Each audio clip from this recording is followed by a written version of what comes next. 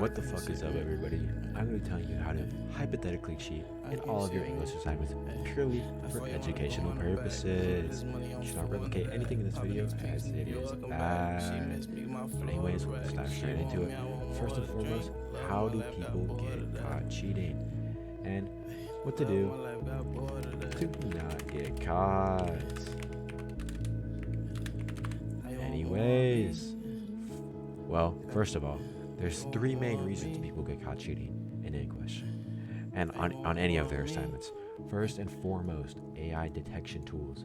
Tools like gptzero, Scribbler, and Zero GPT. Shit like this, and this.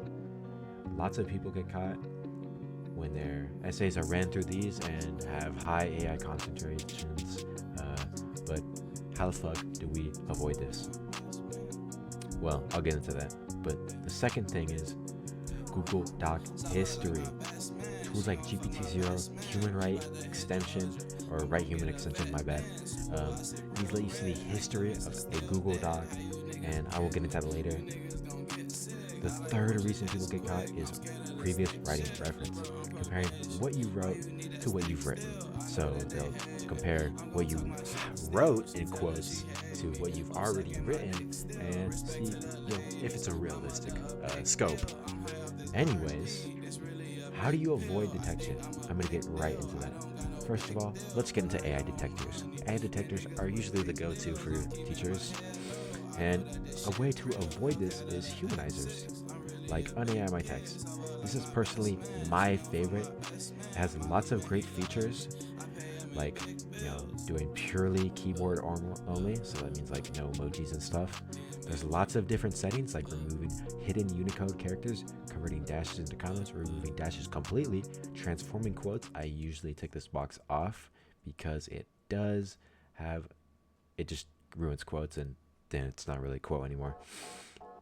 And remove persistent white spaces. These are very common in AI, especially when you paste it directly into your thing. I just went over this. That's basically all the things you can do. But there's a caveat.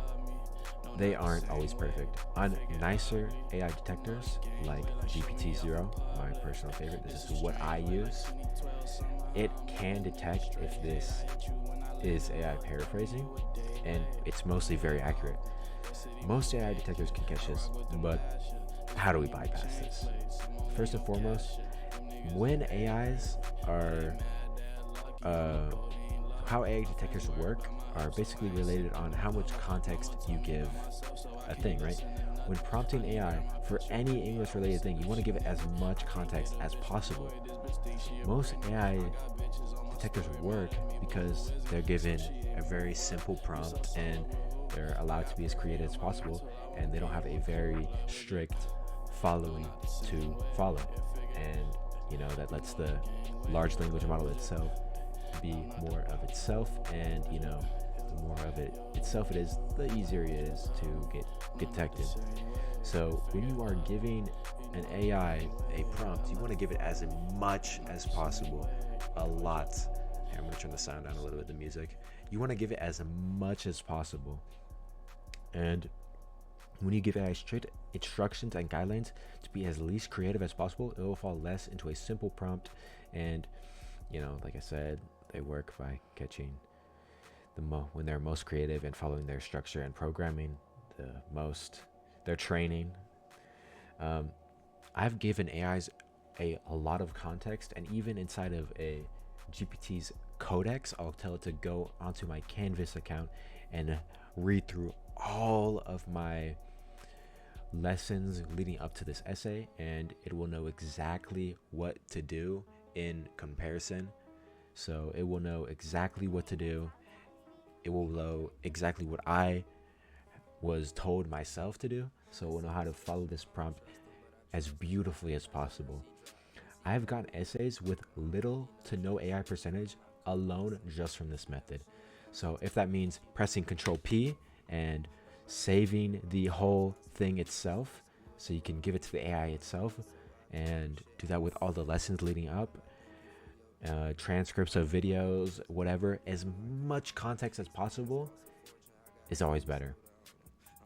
And if you do this with AI humanization, it works beautifully, and you basically will not get detected from these AI detectors. Although I would say a lot of these shittier ones like gptzero, or no, not gptzero, zero GPT, are shittier and give lots more false positives. This one is better, not perfect, but this one is the best. Most teachers will probably use one of these two, but if it's a more serious class, they could be using one of these. This is just paid, but not exactly. You can refer people, and that's what I've done to get a lot of points. I need to turn this off. But you can refer people with a code, and then I just use temporary emails to make a brand new account and get free bonus points. Anyways, yeah, if you want to use gptzero, do this. Use temporary emails, create fake accounts with your refer code, and you will have plenty of points and credits to do this. But that's not how most people get caught.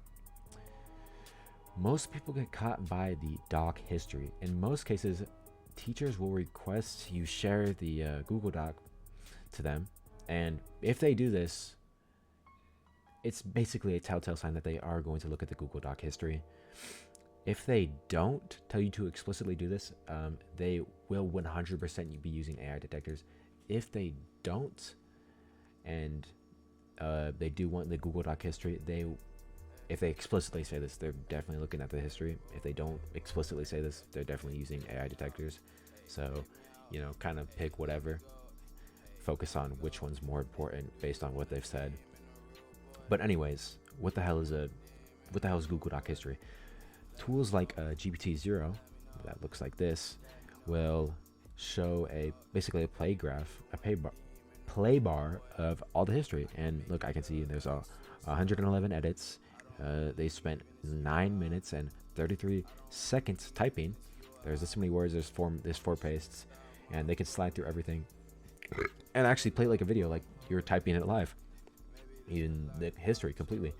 Well, yeah, tools like gptzero and Humanization, they can see every single keystroke, every copy, every paste, just about everything, literally everything. So tools like this will see the history, and you can use these. They're literally free.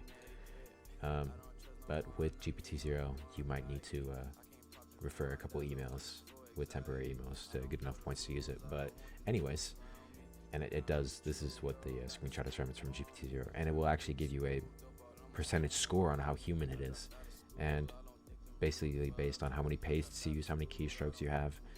And yeah, how do we avoid this? Obviously there's a way to avoid it. This wouldn't be a fucking video if I didn't teach you how to avoid getting detected from typing patterns and doc history. Well, you type it.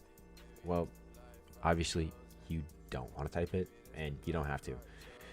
The tools that you can use, like Dewey AI, will type your essay for you, and you just insert your words per minute, the accuracy, and the correction speed, break frequency. And if you're doing a essay that involves a lot of researching, I would likely turn this up more, because you're gonna break between each thing. But if you're doing like a story essay, you can kind of just freeball it, and you typically type that thing in one go or something. So yeah, if you want to make this as accurate as possible, you can go to monkeytype.com and do a test and get the exact typing speed and accuracy you have, like this.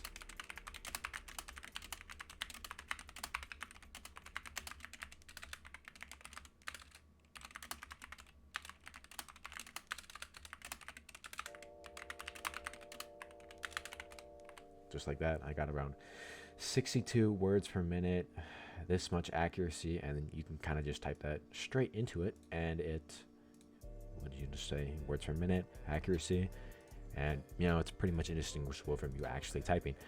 Anyways, just input that into here, and yep. And then once you have your non-AI essay that you've humanized, maybe tweaked, rewritten a few words, given the AI as much context as possible, with a humanizer like this, I like this one the best.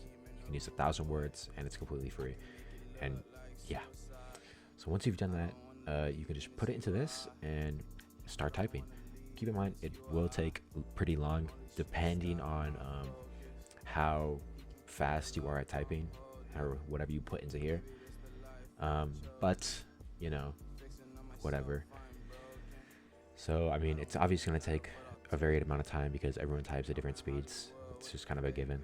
And also, like, you're not going to be able to type a huge essay in like 10 minutes. So, if you're thinking about doing that, you probably will get caught. So, you know, it will take a long time. Like on some essays, I think I have it going for more than like an hour or something. But yeah, input your text here, start typing, and I usually just put it in another tab, but make sure it is open. It has to be open, visible on the screen. It can't just like be like pretend this is it and I put it here and then I go over here. It's not going to type because it's not open. You have to have it open. I'm pretty sure you can just do shit like this and it will still technically be open, but yeah. And it will type it for you. It can take pretty long depending on how fast you actually type. But finally, what is the third way people get caught? I already told you guys this, but teachers do actually have the power to tell it to believe if you did or did not write your essay. But with that being said, if you did follow all these steps, they basically have no reason to believe so. But you know, you do want to make your essay as close as possible to, you know, what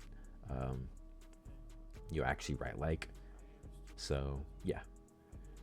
But oh wait, no, it's inverted because I have my dark reader on, whatever. But anyways, if you follow these steps, you'll probably be good. You should be good. Extra notes if you guys wanted to know. If teachers allow third-party grammar tools like Grammarly or, you know, stuff like that, these typically do raise the AI percentage because, you know, Grammarly is an AI writing tool and it, you know, it will raise the AI percentage. But if this is allowed, you can get away with higher AI percentages. But also, most smart teachers will rely on doc history. And, you know, like I said, it just depends on, you know, what they asked.